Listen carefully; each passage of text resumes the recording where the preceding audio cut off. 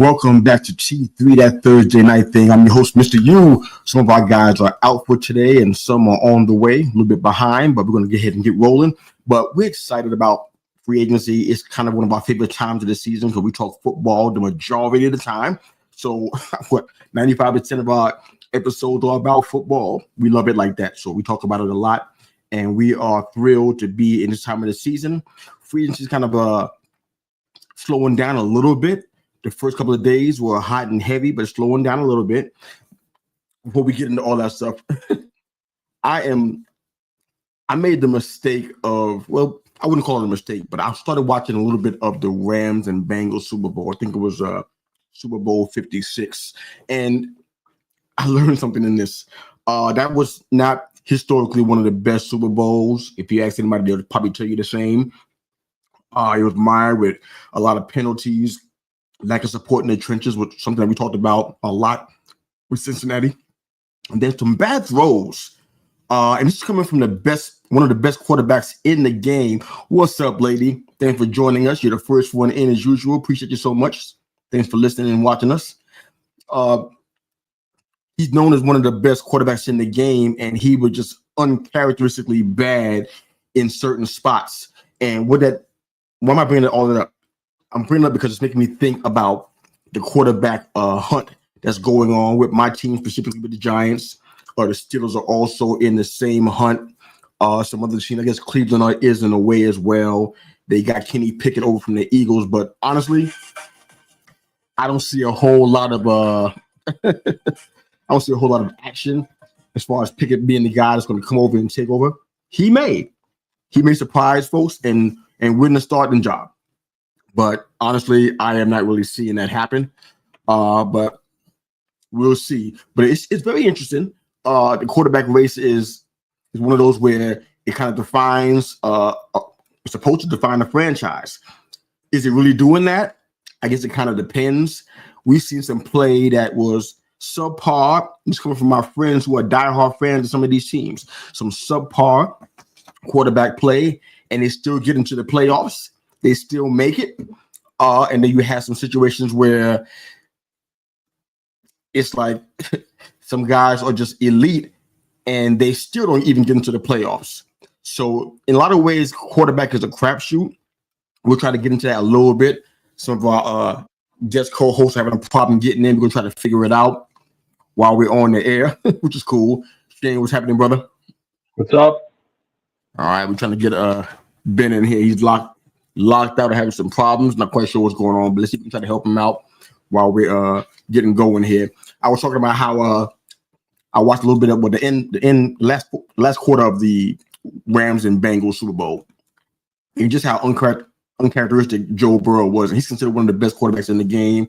Every time you ask, every year, he's usually in the top 5 every single time.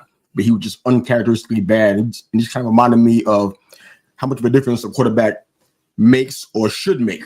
There's some guys that are elite that are elite every year, but they don't get into the playoffs or they don't go deep in the playoffs. You got some guys that are just like marginal, and they not only get to a playoff, but they even might win a Super Bowl with a marginal quarterback. So it's just kind of funny to see the ups and downs of that. Who's on the road? it's one of my brothers here. I don't know if it's Herb or Rod's on the road, but if you, Raj, thanks for listening and jumping in, brother. Appreciate you so much, man.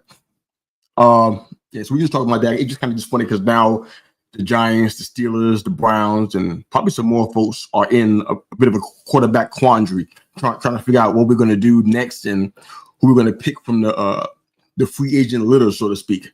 So it's just like, I guess, I think I said it off and on throughout the course of this start of the offseason. I think I did anyway. That was my intention. I never felt like, you know what, we got to have an elite quarterback in order to win, you know? I mean, nobody that I know, Giants fans call Eli elite because it was just, we just loved him like that. But in actuality, was he considered an elite quarterback? I think he was clutch as all get out, especially in the fourth quarter. But was he elite? No, but he won 2 Super Bowls against a team that nobody in the world thought that they would beat. Even the second go around, they still bet against us. So I guess my question is, what kind of quarterback do we actually need in order to be competitive and win ball games? I don't think we need to have the elite guy or well, Aaron Rodgers is not in that category in my mind, not now, not talent wise and age wise. But I kind of feel like we need to just get somebody who's competent. Like I said this pretty much all year long. Somebody that's competent. We win more games last year with a competent quarterback that can make open reads and make smart decisions and not hold the ball too long and stuff like that. So, any thoughts on? You had a comment about the Rams and the Bengals per se, but any thoughts on the whole quarterback situation? And then we'll go ahead and try to give it in. I think, like you're saying there, Yusuf, the big thing is if you have some complementary pieces around you, or you have a defense that can help, I don't think you need a groundbreaking quarterback. I think you can pull off having an okay quarterback and still get to the Super Bowl and get a victory out of that. But I think if you don't have any complementary pieces, the biggest weapon you can have is an all-star quarterback. So like you mentioned Joe Burrow in that. Joe Burrow spent so much of his energy getting him there, and he started to try to make plays uncharacteristically in that game, the one you're mentioning with the Rams. Like he tried to pull the trigger in situations where he shouldn't have, because he knew they're not going to stop him, and I need to pull something out of rabbit out of the hat. That game he played before in Kansas City, he did the same thing. He knew that their defense wasn't going to be able to stop anybody, and it was going to be a shootout, so he had to do something. I mean, the thing is, you look at those quarterbacks that maybe won that weren't super talented, you needed a complete destructive defense. Baltimore gets a victory, not thought of as a great quarterback. Tampa Bay, Brad Johnson, not going to go down as an all-time quarterback.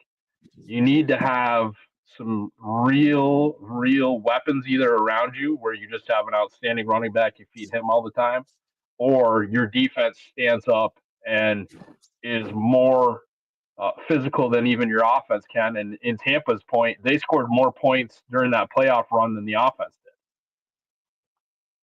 Yeah, no doubt about it, man. I guess it just watching that little, I guess the last 6 minutes of that Super Bowl, it kind of was like, wow. It didn't, it almost didn't matter.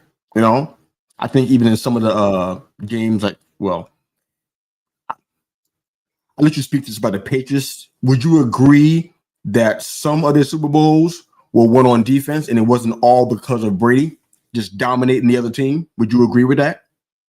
Oh, yeah. I mean, you look at especially the early ones. I mean, when you mentioned about a quarterback that, like, you talk about Eli, you mentioned, he comes up big time in what it is. That's what Tom did the best for the Patriots, was when he had to make the right play, he made the right play. It wasn't always him throwing for 4,000 yards. It's you got the ball to the right guy, you marched it down the field, you made the right play, you made the right decision.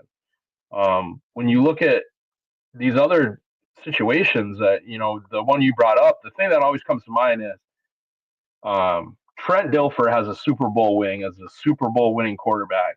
Dan Marino does not. Those two quarterbacks are not in the same realm in any other field other than that they both played quarterback in the NFL. But that's not the same talent. That's not the same career. That's not the same anything. One of them, though, has a Super Bowl championship. Trent Dilfer is the winner. Like he did. Your job as a quarterback is to win the Super Bowl. So as much as people want to say, like, how did this happen, or did you score enough, or how much did Trent Dilfer have to do it? They measure you by wins. It's the same thing Tom Brady early on in his career when he made the move from Drew Bledsoe. Like, he was not the all-star in those situations, but he got him in the right spot and let Adam Vinatieri kick a field goal to win 3 Super Bowls in a row, basically. Defense showed out, and a field goal kicker made the kick when they needed it. What's up, big fella? Hey, man, what you doing out there? You put to be over here in here with us. What you out there doing? Don't give up, man. I don't know what's going on technologically, man, but if you can work it out, you can get in the studio. I love it. Good stuff. All right. Got a comment from I never know which brother is the one that's talking, but the Herb and Watch podcast, by the way, guys, if you're not aware, they are co-hosts on this show, and they have a show on Tuesday night, 8 p.m. CST, Central Time. It's mainly college and NFL, a little NBA sprinkled in, man. fantastic job by them. But one of their comments is, I think your best quarterbacks seem to make good decisions with the game on the line, regardless of how the rest of the game has gone.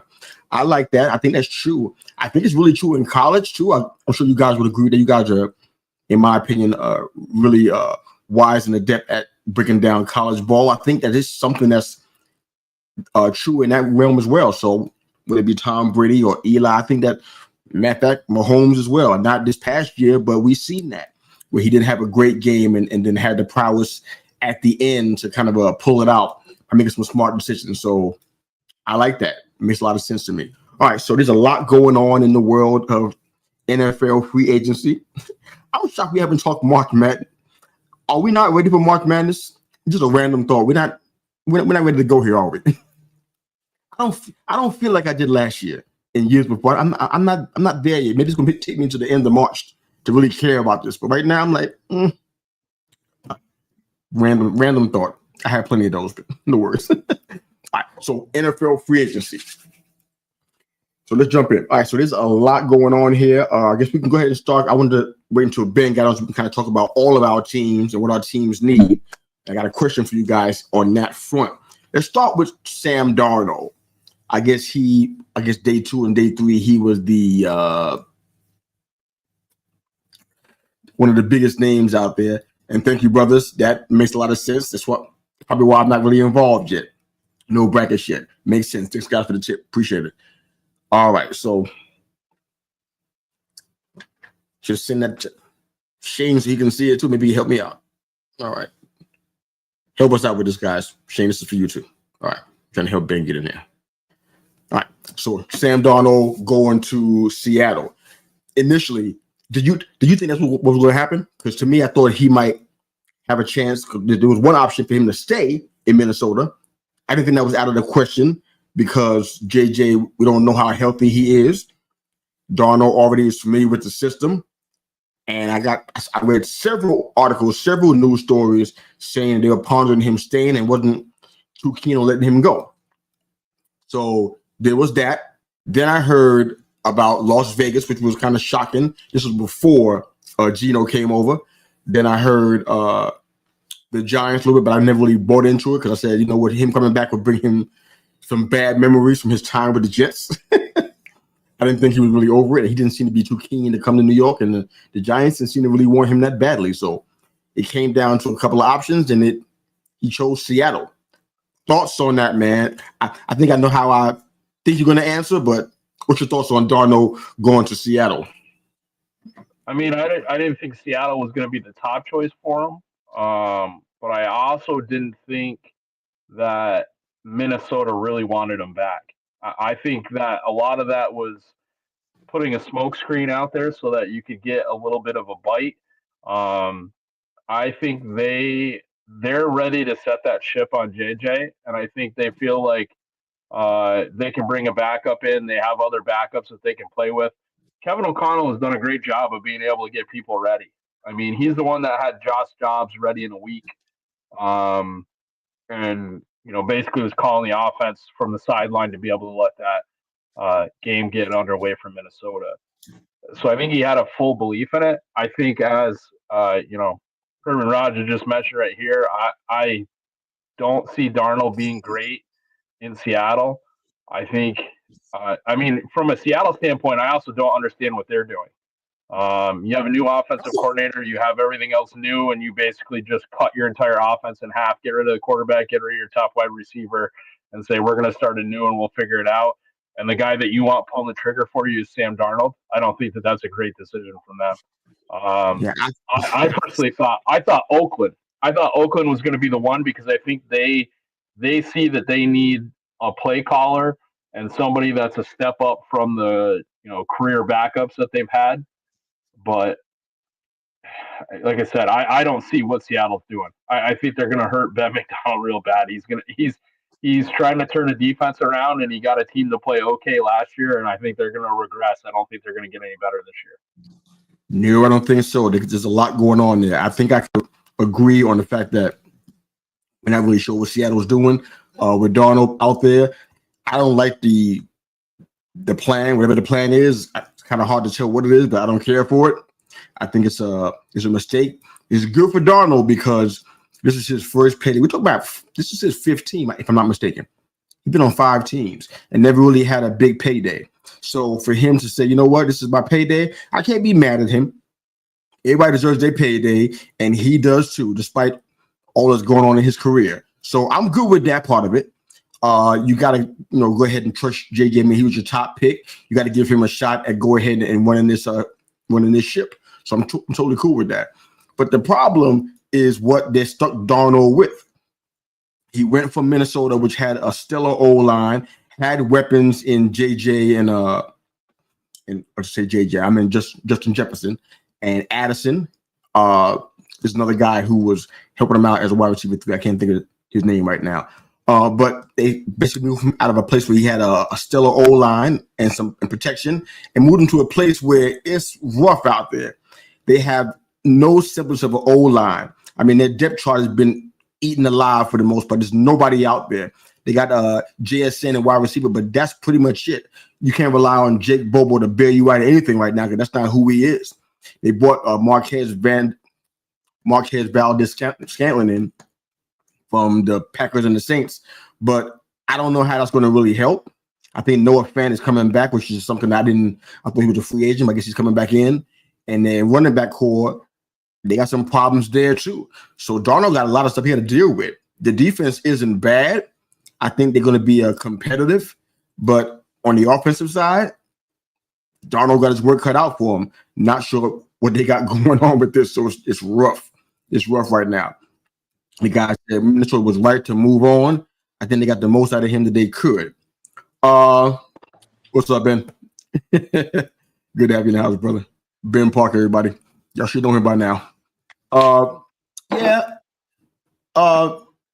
Minnesota didn't have to do that. I guess if they feel really good about JJ's health situation, which is kind of important because if his health is not right and he's not ready because of his injury, they got some problems on their hands. Because right now, behind them is Brett Rippon. I'm sorry, but nobody thought he was going to carry the weight if JJ couldn't play. So right now, they don't have one. That's why they were even thinking about bringing Aaron Rodgers in, because they knew that Brett Rippon was who he is. So if JJ is not ready, who they giving the Call of Duty to? So that's a problem there for that one. So they could have held on a little longer and maybe gave Darnold a 1-year deal if he was willing to take that. Maybe not, but if they could, I would have tried to swing that just to give McCarthy a little time to get healthy and keep Darnold upright, because right now he's in Seattle. It's not going to happen. But Ben, did you hear our conversation about the Rams and the Bengals? Did you get to hear a little bit of that? No, I missed the Rams and Bengals. I caught most of the Vikings. Yeah, I would just say I was watching the last 6 minutes of the Super Bowl, and it just kind of reminded me that having an elite quarterback doesn't necessarily guarantee you a Super Bowl. And we just get some example of how that happens. Giants and the Pats, even with Brady and stuff, they weren't elite in every way, and they still won Super Bowls. And they got some guys that are considered elite right now, top 5 in the league, but haven't won or don't routinely win Super Bowls. So it made me just think about this whole quarterback controversy. But we'll get into it because it's part of our free agent discussion. So we'll talk about the quarterbacks and what all of our teams need. Yours doesn't need a quarterback for sure, but I think Shane's guys are good with a quarterback too. So it's probably just me on that front, but we'll talk about what our team need overall. All right, so a lot of comments. Let me try to put all this up together here. So Seattle acts like they're rebuilding, then overpay for Darnold. Yep, that's how it looks. Look like they're rebuilding because that's exactly how it looks. I don't know how else to describe it. Besides JSN, that they look like they're rebuilding. So they paid for Darnold. Was it overpay?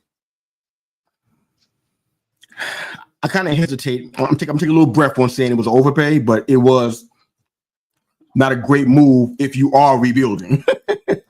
Because the O-line, like I said, is chop suey right now, and Darnold's going to feel the pain. There's no way that money can't give him enough insulation for what he's going to experience out there, especially in that tough division. So not quite sure what's going on there, but online is worse. Receiving core, what? Gosh. I don't know what team he's talking about, though. Okay. Well, I know who's talking in this one. taking our Herb and putting in Ben, the show just got 1,000 times better. Oh my God. I'll play JJ on one leg before I pay Darnold big money. Okay. That's fair. That might be what's going to happen in Minnesota. There's no guarantee. I mean, sometimes those injuries, they don't always fix themselves as fast as we want them to. So we'll see. All right, so let's move on from Sam Darnold. I think we beat that one down as much as we could, man. He left JJ Addison, Aaron Jones, running back and catching passes to have what he has right now. Kenneth Walker's he's kind of been a middle of the road running back for a while, so this is what he has to work with. So weird. How about Justin Fields going to the Jets? You kind of get some of the top stories, and then we get into all of the little minute details. But overall feelings about Justin Fields in the Jets organization. Do you feel like this is a move that's going to kind of take him a step forward? Do you think you've seen enough of Justin Fields? You haven't seen enough of him yet? What's your thoughts on that? Go ahead, Shane. I mean, for me, Justin Fields has never been much more than a running quarterback. I don't think that plays well to the Jets' talent right now, if you even want to call it that. I think the Jets are in for another bad year, and I don't think Fields was the go-to that I would have made.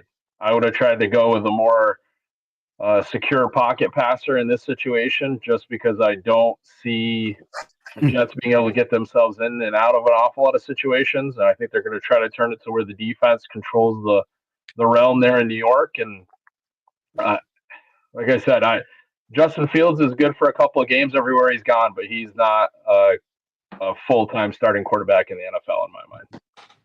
He lost his job in week 5 and never got it back. That's something to be said for that. But go ahead, Ben. Yeah, I don't see Justin Fields propelling them to anything more than what they kind of already are. But I will say I'm glad they did it, because it does allow them to compete from one week to the next with some kind of a semblance of an offense, because he is mobile. He does have arm strength that's just never been consistently put together. And I really expect, it's Aaron Glenn's first year. So they're going to take this first year to just try to compete week to week, but really just get everything set up. And then year 2, I wouldn't be surprised.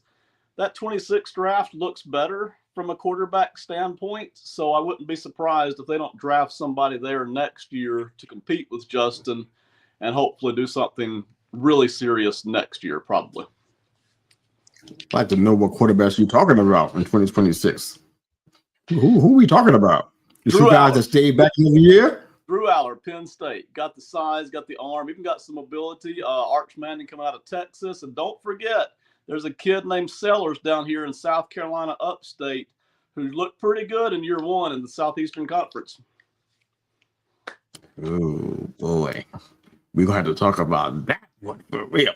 All right. So I'm kind of concerned about this move a little bit. I know the Jets had to do something, and their options were a bit limited based on the free agent options they had out there. So that's fair. And they had their eyes on Field the whole time. I'm pretty sure Aaron Glenn has something to do with that. Is Justin Fields a great running quarterback? Perhaps. I mean, he averaged 50-plus yards, rushing yards for the past 4 seasons. So, yeah, that's good. But like we talk about on this show, and we have for the past 2 off seasons, do we want our quarterback running a lot? Is that what we're going to see happen? Because he'll be treated like a runner, and you know what that means. So I guess he get. The good thing is that Garrett Wilson and Justin Fields, former teammates, they're going to be on the same page. They're both excited to play with each other. That's great. It's a feel-good moment and everything. Might be one of the best athletic quarterbacks in the Jets history, probably. But can he move the team with his arm? That's the thing I'm kind of wondering about. Can he move the team forward with his arm? Because he's going to have to. I mean, look at who he's going to be playing every single week. The AFC, I'm an NFC. My favorite team's in the NFC. I still can't deny that the AFC has been better in every statistical way I could think of. Even though the Eagles won the Super Bowl, the AFC has been better, at least from an offensive standpoint. So you almost have to match that. You almost can't get away from that. The Jets defense is going to be decent. It might even be top 10, perhaps. But the offense, it has to be, they're going to have to outscore some people. And it's like, I don't know if they can do that with this current makeup. So we'll see. But if you rely on him to run, I think Aaron Glenn's going to be in for a rude awakening. I agree with Shane. I would have picked the Jets. Too dysfunctional. Where would he have gone if it wasn't for the Jets? I guess that's my follow-up question that we can think about if you like. All right. So outside of that, what other free agent news jumped out at you? I know Cooper Kupp is still hanging around. Devontae in LA. Did you guys get a chill down your spine when that news came through? Or was it like, what? What was your thought there? I mean, you just mentioned it in the talk about the Jets, though, Yusuf. Like, I didn't say quarterback having his wide receiver as a friend. How did that work out for the Jets last year with Devontae and Aaron Rodgers? I would say terribly. Best plus ever. Look what happened. Yeah.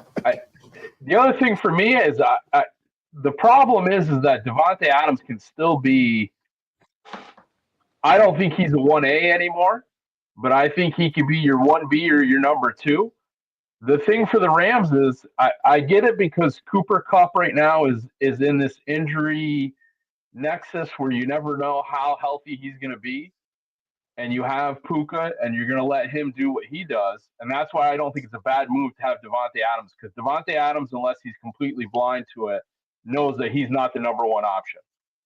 So that lets him operate in a different realm, and it gives him a different perspective on that.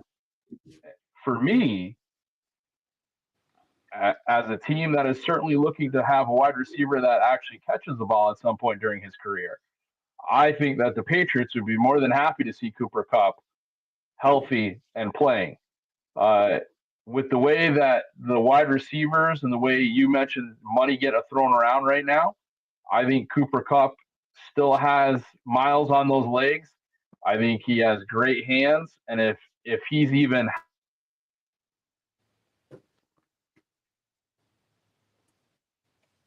You got stuck there, brother?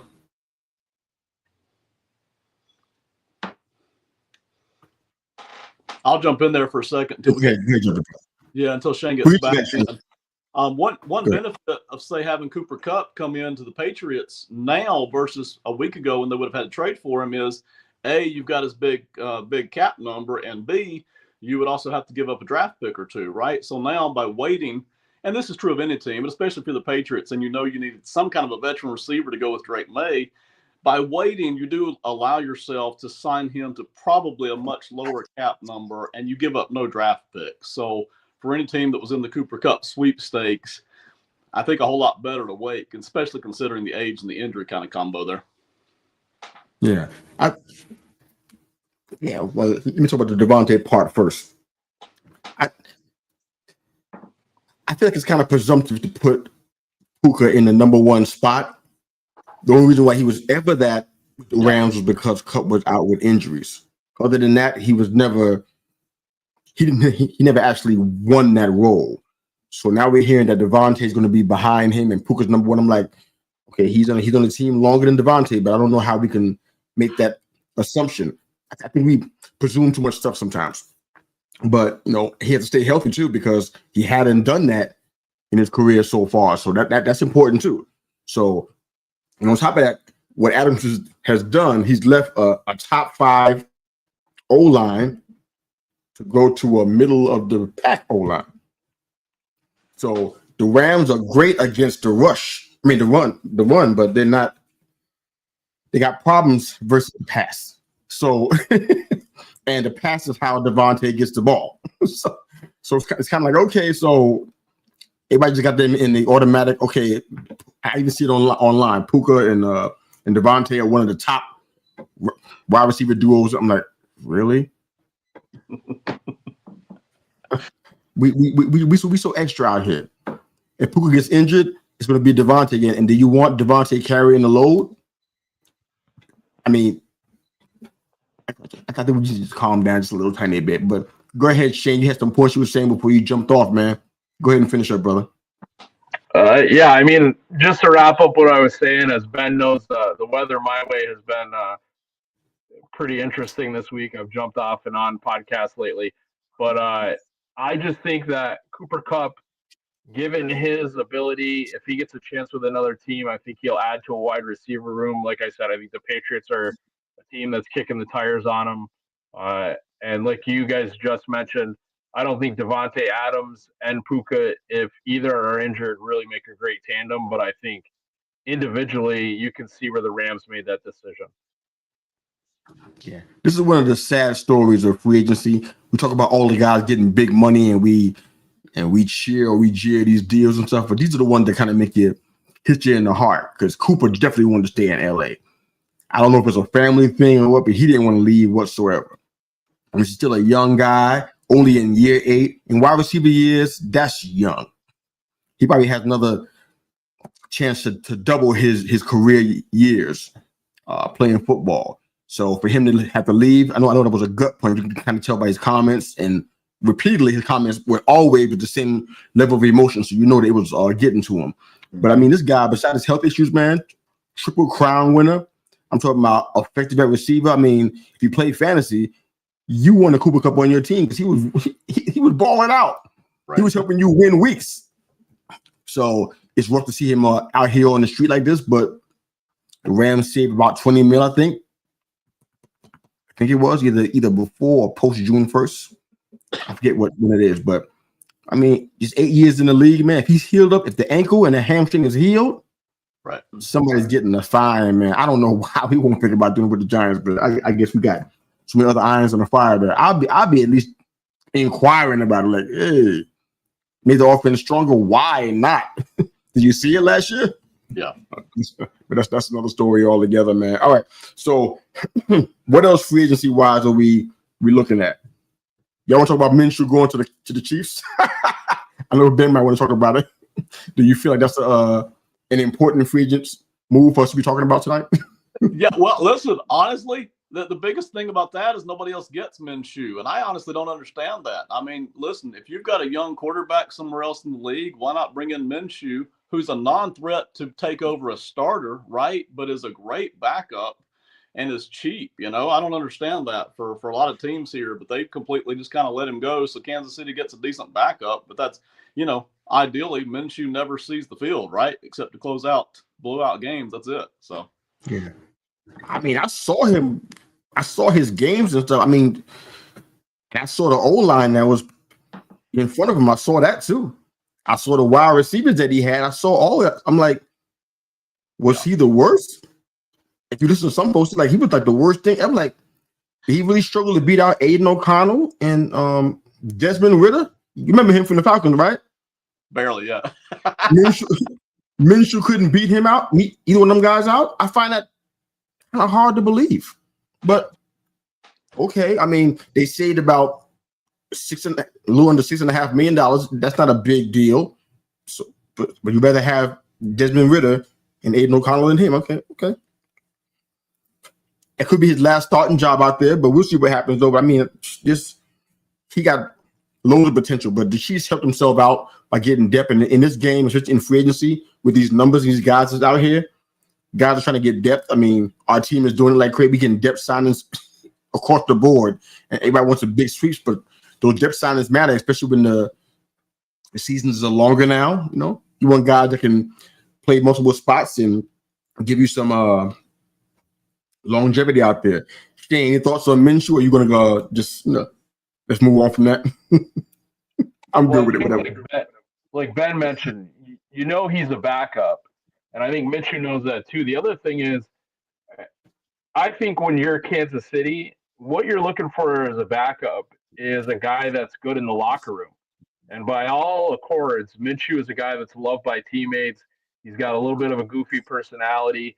And that's really all you need in Kansas City. You need somebody that's going to be your wingman for Mahomes. You don't need somebody that's going to try to get extra time, see anything like that. Minshew's going to be happy to get his paycheck, live in Missouri, enjoy himself, and not have to worry about anything. All right, regarding free agency, who's the name that's out there that and this is not for your team, it's just overall. We're going to round the show out with you guys' teams and get into a lot of details, so get ready for that. But just overall, who's a free agent that's out there that you're surprised they're still out there and they're unsigned right now? If you got 2 names, that's fine, but one at least. What's one name that you're just shocked by? Like, he's still out there? He doesn't have a job? Yeah, I got two names real quick here, and Let's go. I don't want to say it's shocking because you kind of expected these guys to maybe wait till second wave of free agency, but I kind of sort of figured somebody would have already grabbed them. It's Stephon Diggs and Amari Cooper.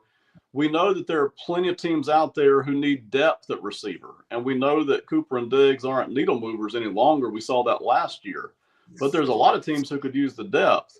And so I figure what these two guys are doing, them and their agents, is just kind of waiting until second wave and taking best offer. But boy, if I'm a team out there, I'd already be making offers to these guys if I need the depth, right? Just, hey, need a veteran guy to be that kind of third option at this point, and we're willing to pay a little bit of a high cap number for, say, a 2-year deal because we have maybe a rookie quarterback to go with it, right? Didn't see that yet. Okay. That will probably happen. But that surprised me that, nothing's really kind of on the horizon there yet. Got it. All right, Shano, what you got?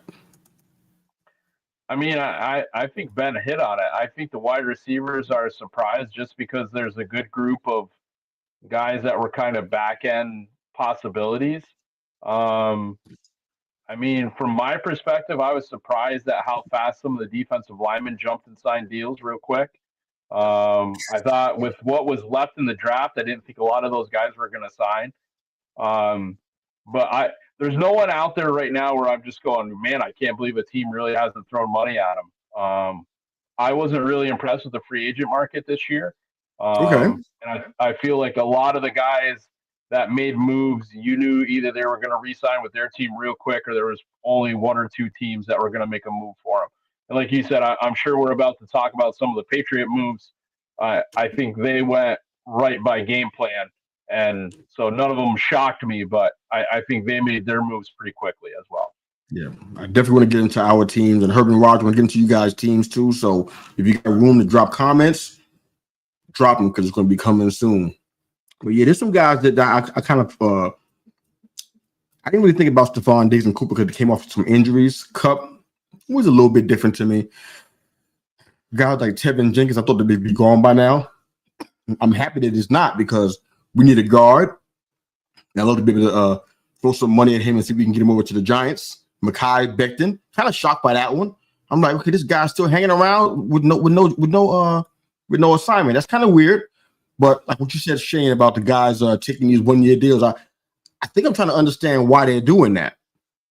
That's not making sense to me because we're at a place now where people are in need of this stuff, but there should be no need for panic right now. This is too early in the process to be panicking. So I don't know if the agents are saying, you know what, take this 1-year deal right now. I mean, I don't understand what's happening. Some guys are getting some good, like Will Freeze. He got some good money from the Vikings, but a lot of the line guys, they just took some. I ain't gonna call them crap deals, but they just took some short-term deals that they probably didn't even have to. I mean, I'm sure that we would be inclined to get somebody a long-term deal if they're good at guard or lineman or whatever. So why do these guys take? Why do they seem to be panicking and taking these early 1-year deals? Any thoughts on that, or you just something you just don't know and we just move on? But what do you think about that? My thought is, some guys just have a team they want to go straight to, right? It's like, hey, this is where I want to be. So hey, even though it's not the money I want, but ultimately, I think all of these players and their agents, they know the market. They know what they're going to get. So once they see that number, go ahead and take it, even if it is the 1-year deal. In a lot of cases, you may end up waiting 2 months, 3 months, waiting until training camp for a deal. And some guys don't want to do that too. So, but listen, these agents know where the number is going to land. It's not really a mystery to them. Sometimes you get a little bit higher than what you expected, but they know about where it's going to land. So I think that's why you're seeing most of the deals go ahead and get signed. Copy that. Shano, any thoughts? Well, first of all, I think Ben is dead on in what he said. I think the agents have a good feel. The other thing to think about from a team perspective is any time where you set that money over, like say if it's a 3-year deal and you're going to give that money, you start to make those promises before. If you sign the 1-year deal, you can make that it counts and get your cap right away. You can also defer some of that money through signing bonuses and some other ways to be able to get that 1-year deal to really hit where your market's looking. So you can kind of stack 1-year deals if you're a team that only needs pieces. So I don't need somebody to sit for me for 3 years. say Kansas City. Kansas City's done a great job of doing this. They'll bring people in. They let people leave when their market gets too high. They're not going to pay them a ton of money. They can bring somebody in, sign them for a year, let them play. If they equal their money, then you're going to make another move. You sign them to a 2-3 year contract. I think that's what the Patriots were great at before. When you reach your max money, you got rid of them, and then you sign somebody for a 1 year deal and let them play for as long as they could. Like Chris Long got a Super Bowl out of it. You pull him out, you have him play. They brought in defensive linemen all the time. They gave them 1 year jobs, let them get the money, let them get a Super Bowl, and then get out. Out there and mentioned the Pats. Exactly, they were just known for that. I'm like, man, the boys just cutthroat. You know what I'm saying? The funny story I ran into was the one about Kirk Cousins. Y'all guys heard about this? I forgot about that, man. I was looking at all this free agents. I was doing videos on free agent quarterbacks for the Giants, and his name never came out of my mouth. Forgot all about him. I thought that he was locked in with the Falcons, but it sounds like that's not really the case now from what I'm reading. The Falcons want to keep him, but he wants to get out of there because he wants to start. And it doesn't appear that Atlanta's going to let him start. So he's like, I got to get out of here. I thought his arm was problematic. Where he's acting, I guess he must think it's fine, and he's ready to work. But is this guy a legit option for anybody under this circumstance? Or is this just like, you got to stay in the prison a little bit longer before he gets to leave? Or is there a chance that he can actually help a team out? What do you see and what are you guys hearing? You know, for me, if I'm a team that needed a quarterback and I saw the way Kirk Cousins ended last year, I'm just not super interested unless it's super cheap, right? Mm-hmm. On the flip side, you know, for the Falcons right now, and this is where I like keeping him if I'm Atlanta, he's got a $65 million dead cap hit, which means if they trade or release him, it's either going to be 65 against this year's cap, or they're going to do the P6-1 cut, which is basically going to split it more or less, which is like 30 some on each this year and next year, right? And you're like, well, unless the other team is going to pick up the money on that, why should we let him go somewhere else and pay him a whole bunch of money to be somewhere else? I get it that he's a hugely expensive backup, but if we're going to pay him either way, we might as well pay him to be on our bench, you know? And if he wants to talk some other team into picking up part of that contract to let him be their starter, then go do it, Kirk, you know? But until then, I don't see why Atlanta's got any motivation to move off of him myself. Yeah, perfect. Shane. I just like Ben said, but the other thing is, like, throughout the NFL, you know, I feel like surgery's gotten better for ACL. It's gotten better for a bunch of other things. Yep. When your Achilles goes, you are not going to come back as the best player. Like, that's, especially as a quarterback, if it's your plant foot, it affects how you throw the ball from here on out. If it's your lead foot, it affects how you plant your foot from here on in the hopes that somebody doesn't play around with you in front.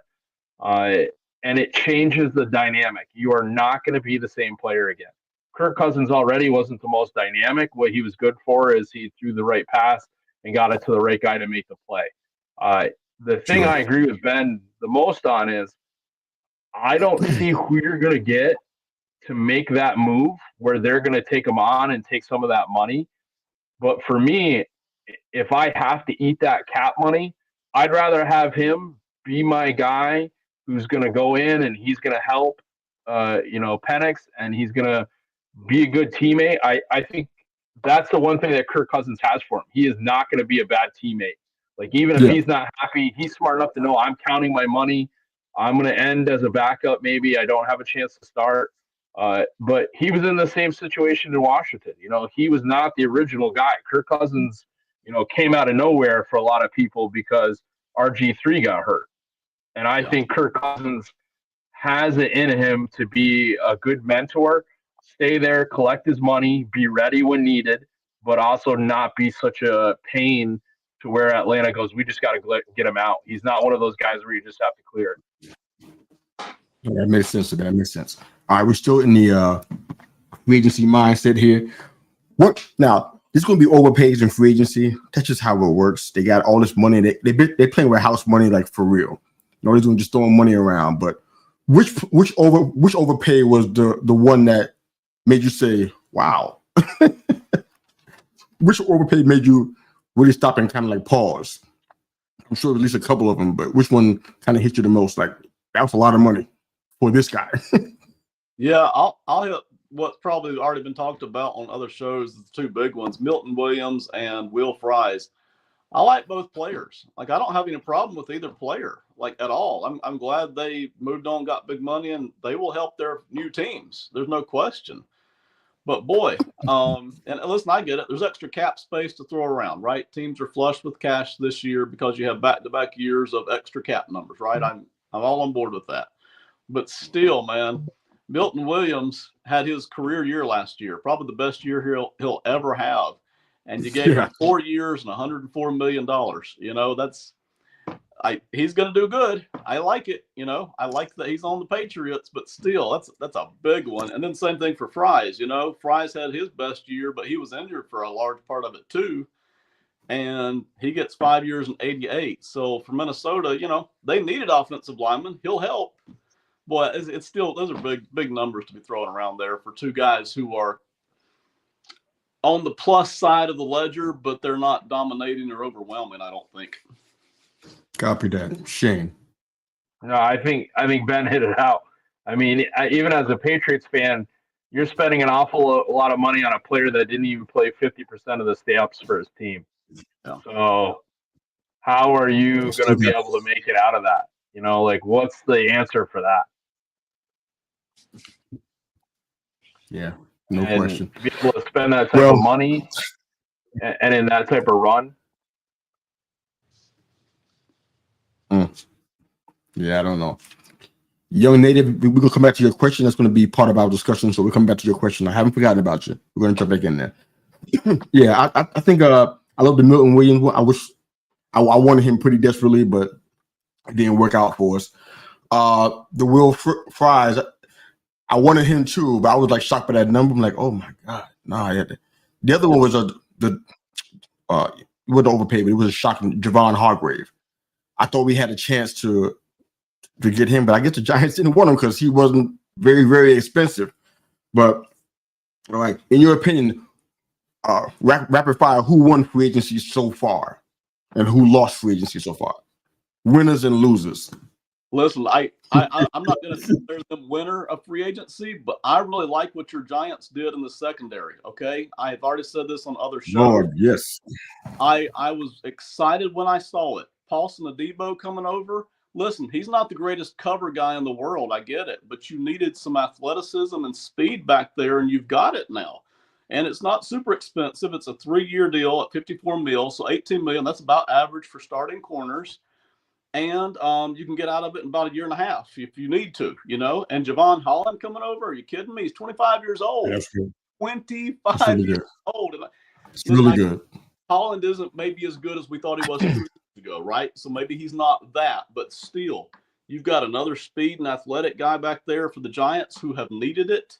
They can still attack it in the draft if they want to. There's no reason they can't. But catching these two guys, I'm pretty sure they will. And they caught Holland at 15 a season. You know, that's not a bad number if he kicks in at all here for the Giants. So I love to think faster on that defense and that secondary. I think that's huge.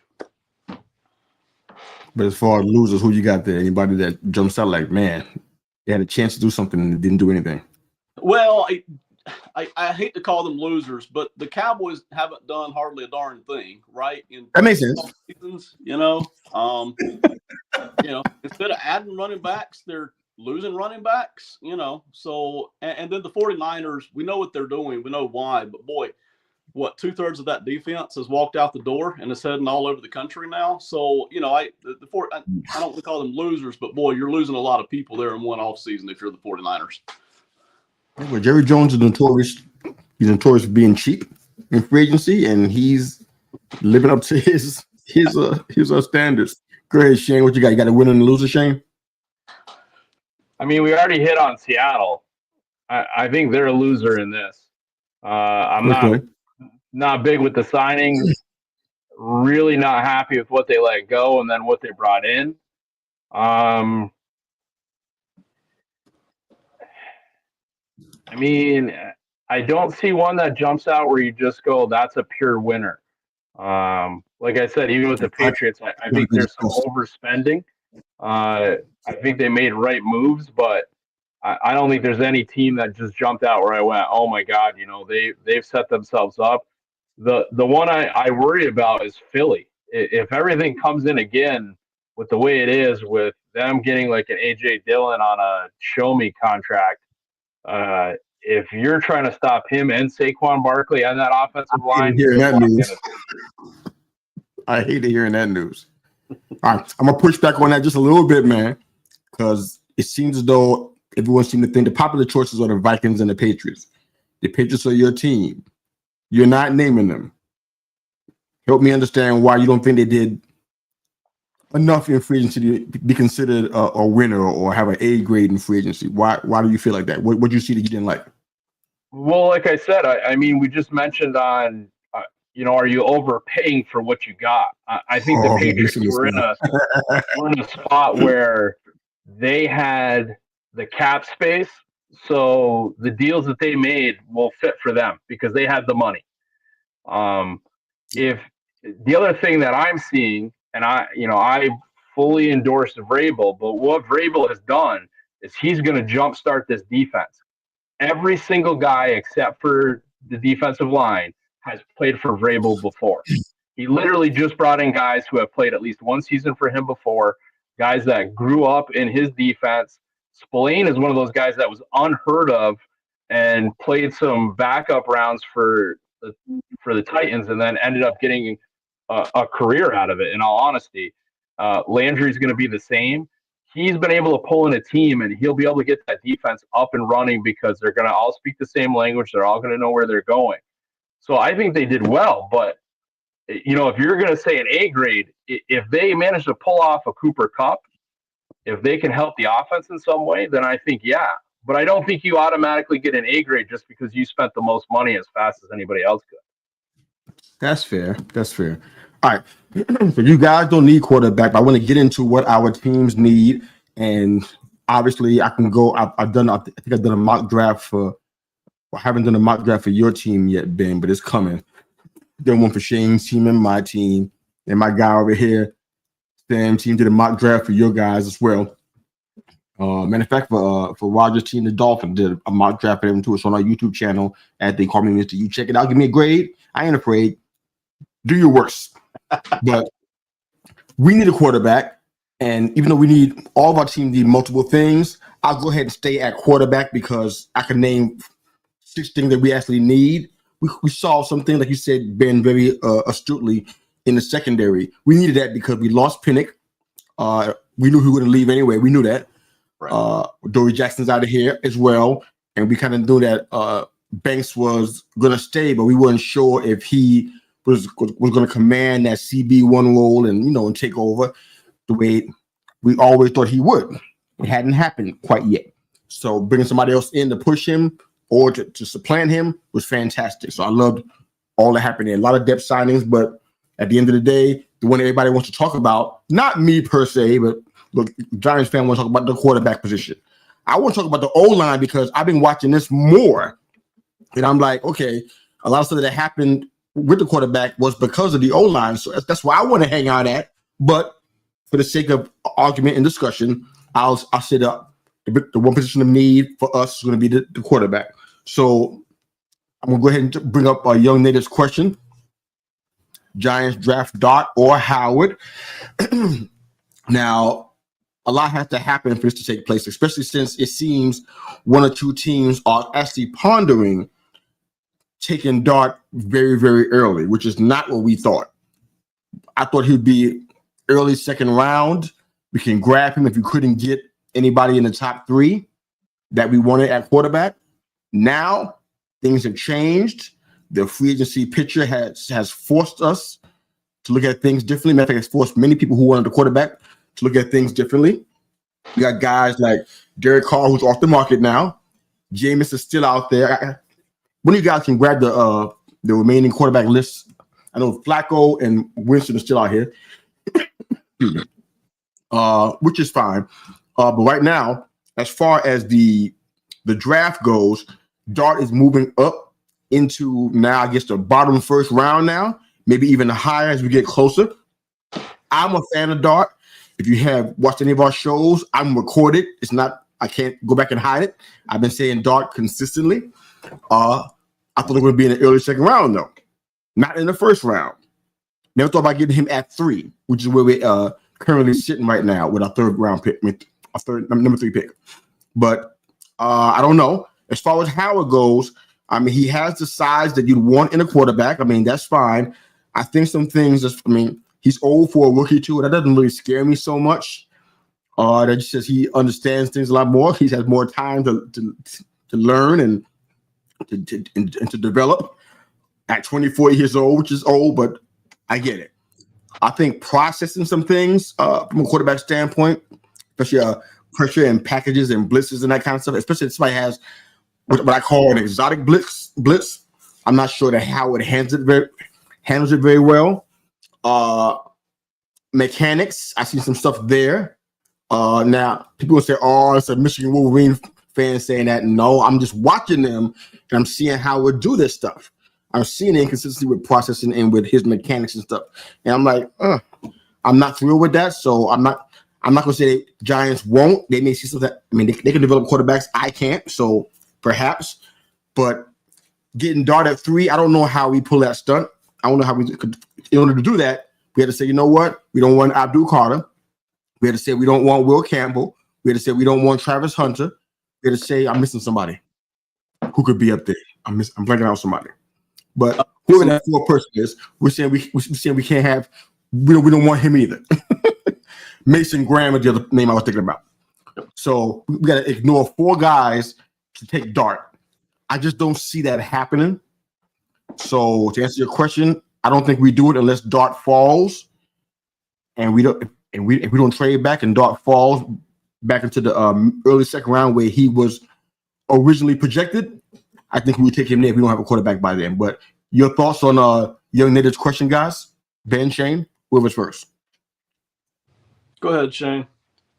I mean, I've been a Dart guy for a while, and like I said, I think he has done great for himself, almost to the point to where I think it makes it hard for the Giants, because before I think they would have been happy to get him in like a round 3 and be able to pull that. And I think people are going to move up for him now. I think he's made it hard for them to pass on a quarterback first and still get him, where I thought in the very beginning, before his performance at the Combine, that he was an easy grab for them. Would you get him at 3 though? If you were us now, with all this going on with free agency and everything, would you take him at 3? You're saying would I take Dart at 3? Yes, sir. No, I wouldn't take any of these quarterbacks in the top 4. We established that part. Yeah, no, I'm not like I said, I think Dart's got a lot of talent to him, but I also don't think, I think the people that you're measuring him against the top 2 guys in this draft makes him look even better, where in an average quarterback draft, he falls by the wayside. I think he has talent to move up, but I think the other 2 make Shador and Ward make him look better in what they do. I think Ward has the bigger chance to have a bigger first year, where I think Sanders, if you get him in a team that lets him perform the way he does, he has a chance to be a solid guy throughout. But I don't think either of these guys set the league on fire in their first year. And I wouldn't lose my draft capital to take Dart with my 3rd pick. I'd move if you think you want to get him in the first round, package a deal, move to the back, but there's no way I'd take him in the top 4. Yeah. Ben. I'm similar on what I think will happen here to what Shane said. I figure you've got 3 teams at the top of the board that need quarterbacks, right? It's the Browns, it's the Titans, it's the Giants. Let's discount the Steelers because they seem to be looking toward veterans right now. Seems to be what they're looking at. So that's 3 teams. I think 2 of those take quarterbacks up there in the top 3 picks, and then I think one of them trades back into the late first round to pick up Jackson Dart. I'm not certain that's going to be the Giants. I'm not convinced the Giants aren't going to grab Cam Ward or Sanders, But I too would not take Jackson Dart at 3 overall. If somebody else wants to do it, I'll just live without catching Jackson Dart. But there's only so many teams that need quarterbacks at this point anyway, right? Yeah. I mean, I don't know that See, the thing with this Jackson Dart, he might end up being the star of this draft, or at least the biggest disruptor. Because I don't think he's going to be out of the top 10. To be honest with you, look at what the Raiders did. Just as an example, I heard the two of them connected the past couple of days. Imagine if Dart is sitting there when the Raiders come up. When did they pick? I don't have the draft order up. Yeah, 6 or 7. Okay, yeah. Let's get it up. I want to be accurate with this, but they get him and hold on. This is sorry. live podcasting, y'all. This is what it be like. All right. So yeah, at 6, I know that John sees a guy that's sitting there that the Raiders like also. But I mean, if Dart is sitting there at that point, I'd be surprised. I mean, they don't have to do that. They can get a guy like a Howard or somebody else. They can do that, and I'm sure they'd be fine with it. But to be honest, I don't think he's going to last that long. So I like the idea of not getting him at 3 because it's just kind of a tight window. He better be all that you hope and then some, to get him at 3. That's a big gamble. All right, so in my mind, okay, how about free agency for the Giants? And then we'll get into you guys' teams. What do you think we should be doing? I want to hear from you guys, and I got a couple of questions that I want us to answer in the chat. But free agency wise, I mean, I thought about Rodgers probably for about a cup of coffee, and then I realized that the man's 41 years old. He's a bit eclectic, to say the least. And then I'm not sure what his impact on the locker room is going to be. So people at Twitter came at me that talk about, or he don't divide locker room. Like, okay, he goes into dark places and says crazy stuff. That's enough of a divider for me. Okay, I'm good with that. So thanks, but no thanks. So I'm okay with him going to Mini or wherever he wants to go. I'm good. So Russ is coming in tomorrow for a conversation. He went to Cleveland. I'm not sure why he even took the time, but he went to Cleveland. She's coming to see us tomorrow.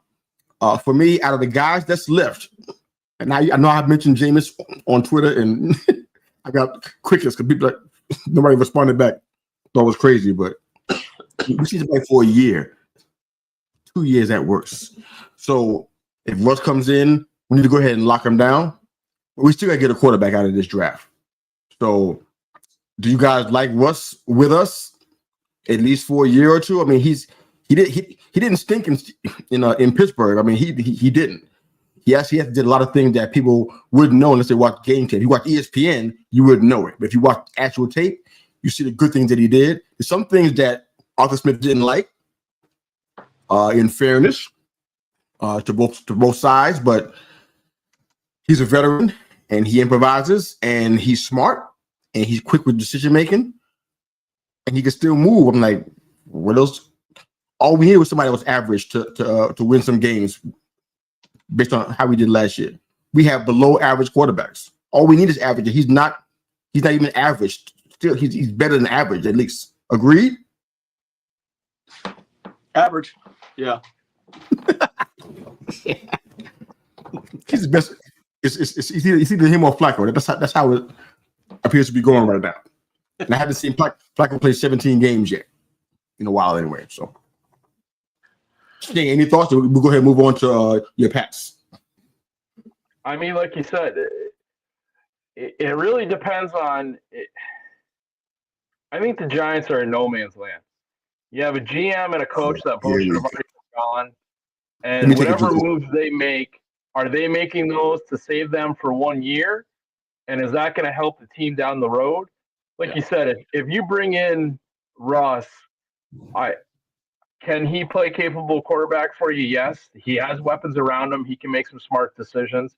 And that would let you grow a quarterback that maybe you draft in the back half. But my worry, if I'm a Giants fan, is that they're going to try to go for whatever they can get to try to save their jobs this year. So that means that sometimes you don't make the best choice for the whole team. You make the best choice for what you're going to need. So if you throw money at Russ and you try to get something else, the other thing is I think your offensive line is still bad, and I don't think putting Russ helps you in that. So, there's other moves that need to happen as a Giants fan. And O-line. Yeah, you've said you definitely do. You need a functional quarterback. There's no doubt about it. For me, in all honesty, with what they're, I wouldn't really hate like a Jameson Winston. I don't think that he's in a terrible spot there. I think he's going to throw the ball. He's going to play well for you. He'll be okay. And I don't think that you throw the ball down the field. You throw the ball down the field. That's what we did not have. And that's what I'm saying. You bring in Russ. What did Russ do? Russ didn't. That's the same problem that happened in Pittsburgh. Well, he improvised to do different plays, and Arthur Smith was like, "Hey, you see that wide receiver that's crazy and talks to everybody? His name's Pickens. He's running down the field. Why didn't we throw him the ball?" And Russ is like, "I don't think he knows what he's doing." And Arthur Smith goes, "No, you're right. Okay." I mean, that's exactly what happened in Pittsburgh. Now I think with you have because I didn't hear that part. That's way more entertaining than what I read. So this is great. Where's the transcript of this game that they had? Smith's an entertaining guy. I think if he gets out of a job, you give him a beer or two. I think he'd tell you some real stories about what happened in that offensive meeting. But I'm not against Winston. I've said that on a couple of videos. I'm not against that. Well, the thing for me, I'm not letting him be the end all be all for my team. But if you're the Giants and you know he's a 2 or 3 year stopgap, and I've got a rookie guy that I'm going to sit and let him learn what he's doing, I think Jameson Winston's an okay guy. He's going to be great with the guys. The media is going to love him in New York, and sometimes New York needs to win every once in a while, not only on the field but in the media, because I'll tell you, the teams will never agree to do an off-season behind the scenes with the way it went that badly for the Giants. And I think the Giants need some PR wins as well as some wins on the field. Yeah, I'm a New York sports fan, and I'm hurting in more ways than I can count in more different sports than I care to share. So let's pivot a little bit. All right, so as far as your guys, the Pats, you guys had probably the most money in the league, if I'm not mistaken. You spent it, a good bit of it. I forgot how much it was, but pick a position of need that hasn't been met yet. Who do you want out of free agency to fill that spot, if there is anybody? I think they filled free agency with exactly what they're looking for. I think they set themselves up. Yeah, because I think they're going to go offensive line, and I think they're going to go wide. I think Cooper Kupp might be the addition they're looking for. You want that man, don't you? They brought Mac Hollins too. I mean, I don't think people are talking about that, but he played well for Buffalo, and he's a guy that he's going to do exactly what you ask him to. He doesn't need to be a number one. He'll make the catches. He's going to get hard yards. It's another height increase for the wide receiver unit out of New England. I think you can add. I personally do. I think Cooper Kupp, when you're not asking him to be a number one, and that's not what they're going to ask him to be in New England, I think he can be great. I've told you we had the draft before for Ben, and a lot of people probably went against me for going wide receiver.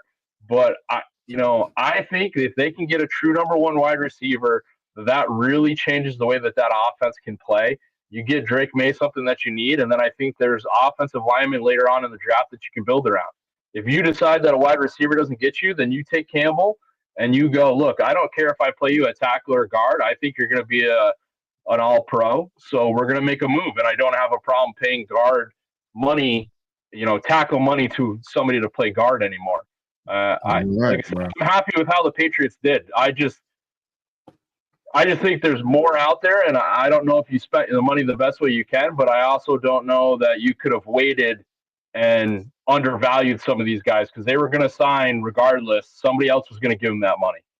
All right, well, just before we go to Ben and his team, just understand there's a scenario where the pass at 4, if you stand pat, you'd be looking at Mason Graham, Will Campbell, Abdul Carter, or Travis Hunter. This scenario where one of those 4 guys or a couple of them will be sitting there at 4. You got a big decision to make there. Ben, your team has been successful for quite a bit, excluding last year's Super Bowl. What's a point of need for them, and how would you fill it in free agency if it was possible? It's the offensive line, and that was true before the Super Bowl. Yes, sir. In the Super Bowl, everybody could see it, right? but it's been true for 3 years now, even though they've won 2. You like Juwan Taylor anymore? I mean, we got who we got, right? We got who we got. Yeah. It's offensive line. They're set on defense. Other than re-signing either Mike Pinnell or Derek Nottie on the defensive tackle side, they are completely set on defense. They've got the whole good linebacking core still there.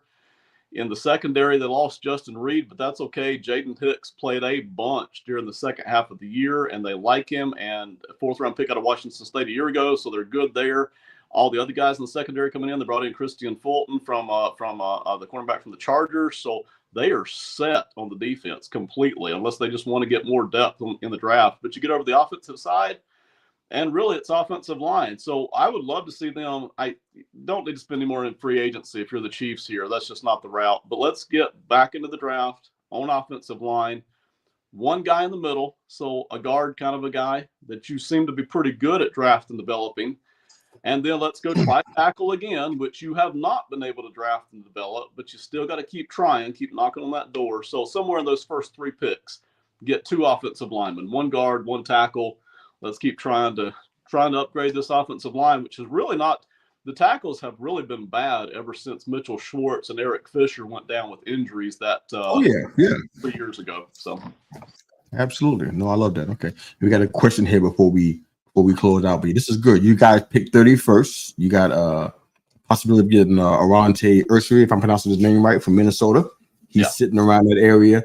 I don't know if Graves able going to last that long, North Dakota State, but I like him a lot. Yeah. I'd love to have him on our team. I've watched a lot of tape on him. He would help you guys out tremendously if you can get him.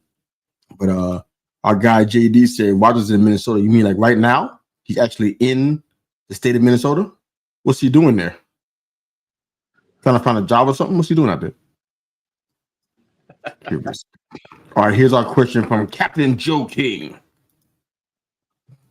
Huge fan of the show. We're a fan of you, man. Thanks for subbing us, man. Appreciate it, brother. Absolutely. Is John T a way better prospect than Bijan and CMC? Who wants to jump on that one? Yeah, I'll go ahead and take it. To be fair, I don't even remember CMC as a prospect. So that's reaching so far back. I remember him in the NFL, but not as the prospect. So I won't answer that side of it. I like Jonty better as a prospect than Bijan, but not by a lot. I think it's fairly close. To me, Jonty offers more of a home run potential. And listen, Jonty runs between the tackles. He runs on the edges. He'll get you good, consistent average yards. He's not just a home run hitter. He can catch the ball decently. I felt like Robinson was better catching the ball. Robinson was better between the tackles. But to me, Jonty offers a lot of that, the consistency, but he's got the big home run power. And, you see him pop off 60 yards.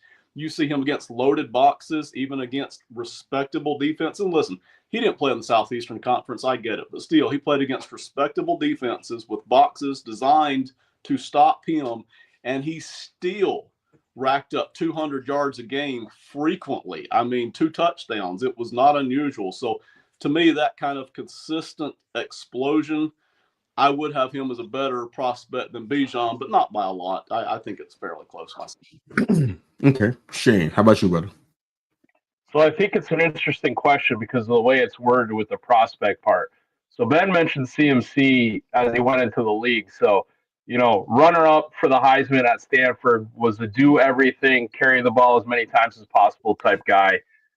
Goes to Carolina. They put him in kind of a third down back where he ends up getting 100 receptions before he gets 100 carries. Puts a ton of miles on his body, and you can see what's starting to happen there. Bijan Robinson goes in, Texas. They kind of let him be the number 1 guy. They pair him up. He runs the ball, showed up well for the Falcons. Like Ben mentioned, probably better catching the ball, I would say, than Jonty is out of the backfield just because what he's looked for. I think the thing about Jonty, if you can get him behind an offensive line, like Ben said, I think he's a zone guy. If you can get some people where you let him get to the second row, I haven't seen a prospect that does a better job of breaking that first tackle than he did this year. My biggest worry for him is that the amount of miles on those tires is at an astronomical level for a college running back. Yeah. So the thing is, you got to get your money's worth because, like you see, CMC, when he's healthy, I don't think there's a back in the league that does what he can do. The problem is that he's not CMC anymore. And that's not a knock on him. That's just, I mean, he's earned those injuries. He's pulled many victories and an awful lot of yardage for his teams. But when you're taking those type of hits time and time again, and like Ben said, anyone that wants to say it's because Genty didn't play in the SEC or he didn't do this, I mean, when he got his opportunities, he put it to people. And if you're the only star on your team and all 11 guys on defense are only trying to stop you and you break 10 tackles on a run, you know, I think you're going to do okay in the SEC too. So I think Genty has the talent. I think he will be a good back in the NFL.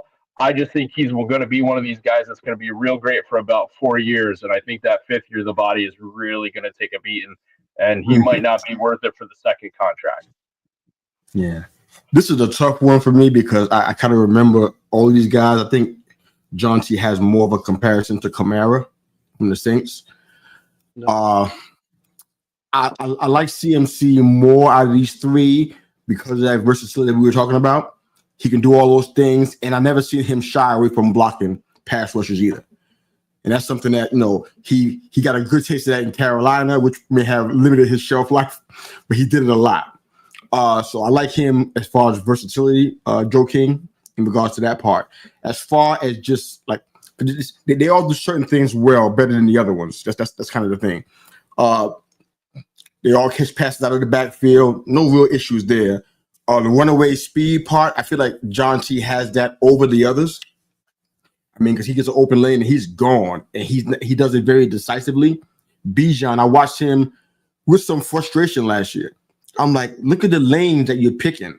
He's picking the wrong lanes, and it looks like he's. I don't mean this word insultingly, but this is the only word I can think of, plotting. That's what I saw a lot with him, and it shouldn't have been. I mean, he's like he's not as big as Derrick Henry, but he has certain quality. I thought it would be kind of like that, just a smaller version, but I failed to see it. So is John T a better prospect than Bijan? I think, to Shane's point, probably because he did so much more and he was asked to do so much more. So he's seen a lot more work. But as far as a better prospect than CMC, no, I think CMC gets the nod. If I'm going to go ahead and rank them as prospects, my rank is CMC, John T, and Bijan. That's my ranking. So I don't know if that lines up what you guys are thinking, but that's kind of where I'm sitting at. But fun show, man. This was awesome. Heard we missed you, brother. Hope all is well out there. Hope you're getting paid, brother. I'm hit you up for a loan in a little bit, so hold on to my money. But yeah, man. But Shane and Ben, let everybody know where they can find your work out here on the interweb, and then we close out. Go ahead. At the same time, man. Well, I mean, you already said it. If you follow Ben, then you see me. You guys are the only place where I'm at. You know, I'm not Mr. Worldwide like you two guys on every show. So you either see me on Thursday nights or you see me on Tuesday nights with Ben. Wow. Okay. Go ahead, Ben, and save this man from what are you doing? What are you doing tonight? Go ahead, Ben. Yeah. So over on YouTube, it's still on YouTube. Sports and Money KC. We tend to, during the off season, look at one team at a time. We do player grades for the top 25 or so players, and then we'll do a little 3-round mock draft coming up. We're going to be doing. We just did we're going to be doing the Patriots, the Vikings. We're going to do the Panthers, the Cowboys, and we just did the Bengals. So we can't cover everybody, but we do try to drill down a little bit and cover it that way. It's a lot of fun, so go check it out. Y'all me in. What's the name of the show, man? Sports and Money KC. I thought it was Pro Football Plus. You got me. You look. How many shows you got? Yeah, sorry. The name of the show. You're right. The show is Pro Football Plus. The channel is Sports and Money KC. Copy that. All right, good stuff. And hopefully you know where I am. We're about to start a 5th podcast, an All Giants podcast. I don't know what I was thinking. This is the last show I'm going to create. I'm not making any. I'll be on any one you want, but I'm not making any more of my own. I'm done with that. But thanks for listening, everybody. Thanks for Ben and Shane being in the house. Herb and Raj, we missed you guys. Hope all is well where you are.